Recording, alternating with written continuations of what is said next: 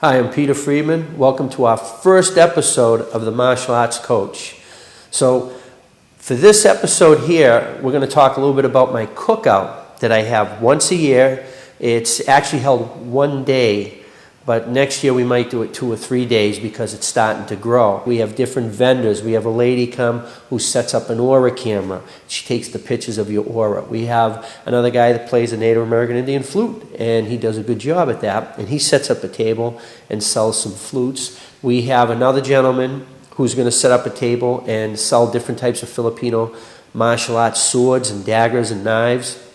We have another gentleman who may be teaching knife and axe throwing, and he sets up a table, and he's going to be selling his throwing knives, and he makes his own throwing knives. I'm going to have a great opportunity to sit down and to actually interview different martial art masters of different types of martial arts. We're going to talk about history.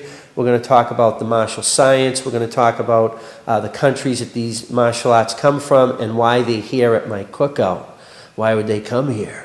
Well, they come here for me to help share and meet other people. We're all here for the same cause, and that's to share our arts, martial arts, and to expose the martial art to as many people as possible, and it's always free. So we're going to get an opportunity to talk to some of these people, and you're going to see them right here on this show, my show.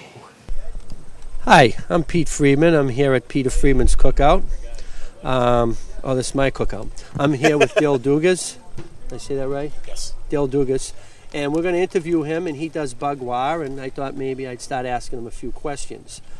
Dale, why don't you tell a little bit about yourself? Thanks. My name is Dale Dugas, and I teach Julong Baguazhang in Boston's Chinatown, and I've been doing this since '05. I got certified to teach in 2005. I'm a student of Dr. John Painter, and Dr. Painter lives in Arlington, Texas. That's where the association is based. And I've been practicing martial arts for about 35 years. I started when I was a kid, and I'm 45 right now, so hopefully I look good. You do. But I wanted to come up here. I've been talking to Peter for years, and finally I got myself out of school. I just graduated from New England School of Acupuncture with my master's in acupuncture and oriental medicine.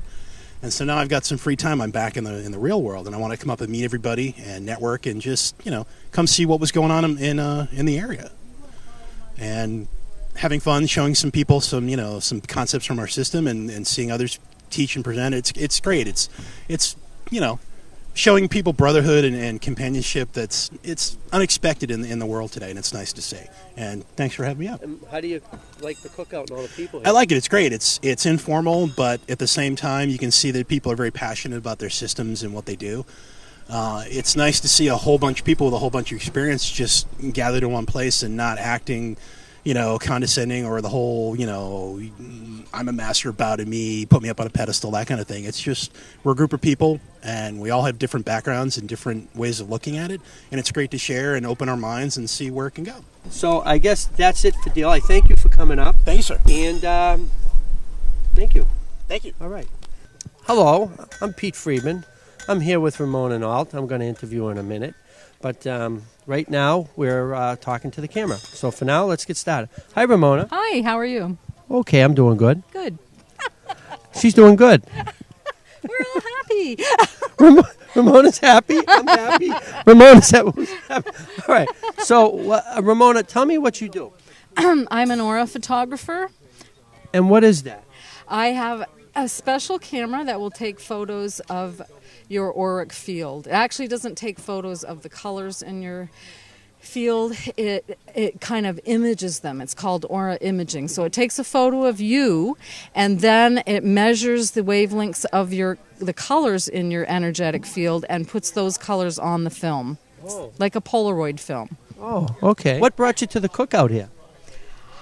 Well, I've been coming the last 5 or 6 years to take photos of some of the students, anyone that's interested. It is depicting energy, so someone might learn something from having a photo done.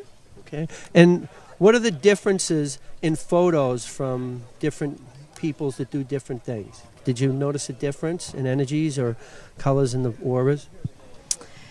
Well, there can be sometimes different events that I might attend. I might get more of a certain color. Like some events, if I went to an aura party, a lot of times I might get a lot of blues. People that are very open and receptive. Today, I've actually gotten a pretty big mix of colors: red, orange, blue, turquoise, green. Why do you think that is? I think that there's a good variety of people interested in this type of thing, certainly. Okay. And if I had my picture taken, like how would the colors come out, you think?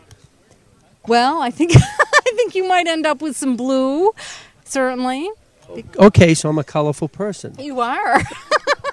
All right, thought I'd just mention that. I want to thank you for coming every year and thank taking you. pictures, and everybody really, really enjoys having you. And when I Thank say you. that you're coming, Ramona's coming with the camera, everybody's like, I'm me, so that's wonderful. glad to hear that, So yeah. I want to thank Ramona for coming here, give her a hug, Thanks. and thank you. Hi, I'm here today with Mr. Al Johnson, Santa Claus. Actually, today's the flute man. But I want to interview Al because Al was the first person that taught me how to play my Native American Indian flute. So I want to thank you, Al, for coming. You're welcome. It's been my pleasure. How do you like the cookout so far? Oh, they're always wonderful. I really enjoy them. And nice people, and it's fun to see all the different demonstrations on the knife throwing and the forging this year. Something new. Very enjoyable. Looking forward to more. And how many years have you been coming here? Well, I really don't know. It's been a few. 6, maybe? Easy. 5, 6, something like that. Yeah, I'd say Been a while. So what got you involved in flutes? Well, I started years ago selling Indian jewelry. We had run into some friends that we had kind of met from Illinois. We hadn't down Florida, and they'd been selling jewelry at powwows in Illinois area. And we got talking with them, and they were ready to fully retire and never been to a powwow. We probably took quite a gamble, but we bought their inventory of jewelry, and we came back up here to New Hampshire and found where the powwows were and got ourselves some spots and sold jewelry. So after a couple of years, I was selling it here in Warner, New Hampshire at a powwow. And a gentleman was up from Florida, and he wanted some of my jewelry, and he was selling flutes, the high spirits flutes. And so I traded him my jewelry for a flute, and I kind of liked it. You're going to play for us a little bit later? Sure, I'll be glad to play.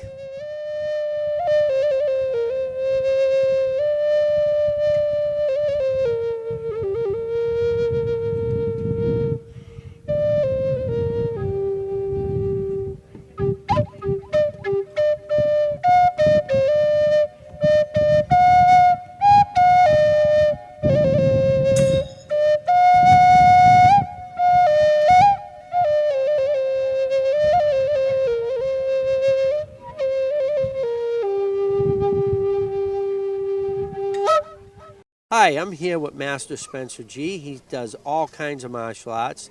And today we're going to talk to Mr. G here. So Hey, Peter. How you doing? I'm doing well. How about yourself? I feel great. This is the best part of my weekend since the storm of Irene in New York.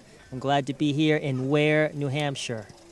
And that's where we are. We're in Weare, New Hampshire. Where? Where? Where? Right. Weare, New Hampshire. Thank you. Okay. Anyways, so what martial arts did you teach today? Today I did a little bit of pananandata. It's a form of Filipino martial art. And I did a lot of combat Tai Chi. A lot of people are always wondering how is Tai Chi used as a martial art, so I gave some applications. And since I'm here at a jiu-jitsu school, I showed the relationship of jiu-jitsu techniques with Tai Chi techniques. That's why my students love you so much, because you show the combat application of everything. Well, the great thing about jiu-jitsu is it teaches you the how and the why of why martial arts works. And in your book that's out now in Ketsugo Jiu-Jitsu, it's excellent about the leverage and the mechanics of why martial art techniques work, in particular the locking techniques. My students love having you here. I always ask them, who do you want back? And they're like, oh, got to bring Spencer back all the time. So, It's always a pleasure coming here because your students love working hard, and it's a pleasure. yeah, I lucked out with my students. Got a good batch of students here, and I was hoping, to grow it a little bit and bring you back on a very regular basis. Is there anything else you'd like to add? I'm looking forward to coming back to 2012 Peter Freedman's Cookout, extended to 2 or 3 days, where we'll have more activities and more fun. Thank you. And we're looking forward to having you back and all the other great people. Thank you, Mr. Spencer. Thank you very much, Sensei Guru Peter Freedman. Thank you very much. Hi, I'm here today with Mr. Joe Dera, knife throwing master, tomahawk champion. And today he's here teaching people the art of knife and tomahawk throwing. And how long have you been throwing knives, Joe? I've been throwing knives and tomahawks for 48 years. 48 years, that's a long time. Long time, very long time. Now, you said that you used to perform in the circus. Yes, I did. I used to do the Wheel of Death, and I also did a bullwhip act where I would crack paper out of a girl's hand filled with confetti. And I found that when they were quieted down by sonic booms from bullwhip, they were ready to watch some knife throwing. I noticed a lot of the people here today throwing your knives were doing very well. They're doing excellent. I don't know that I've ever had this many people this successful this quickly. I mean, I've taught a lot of people over the years, but your students really, really excel at throwing, and they just catch on quickly, as well as bullwhips. Joe, I want to thank you for coming here and driving all this way. And my pleasure. Call me anytime you need anything. I hope you think of me. And I will. Thank you. And all my students love you, by the way. They're all like, that guy rocks. And I said, well, that's Mr. Joe Dera. I can appreciate that, but your students are phenomenal students and extremely quick learners. I've worked with many martial arts schools. I design custom weapons for 8 different schools, and I have worked with a lot of those students. I do seminars at various martial arts schools, and I honestly can say that your students probably pick things up a lot quicker than a lot of other schools that I've worked with. Thank you. That means a lot to me because my students are very special to me. So I appreciate that. But we're going to end this interview. I got more people I have to Not talk a problem. You have a great one. Take care, my friend. Thank you, Joe. Hi, I'm Pete Freedman. I'm here with Ron Kazakowski. I'm here with Ron Kazakowski, and it's a twist in the tongue there. We'll get it right sooner or later. I need practice. But I'm here because Ron sells Filipino swords. He sells the best on the market, and I have about 10 of them or 12 of them, and I'm hiding a few extra on my wife she doesn't know about. Anyways, I'm going to interview Ron. Ron, tell who you are. I'm Ron Kazakowski, owner of Practical Self-Defense Training Center in Waterbury, Connecticut, and TraditionalFilipinoWeapons.com. And I guess I'm supposed to be saying more stuff, so... Okay. This is a great interview. He talks a lot. All right. So, Ron, why'd you come here today?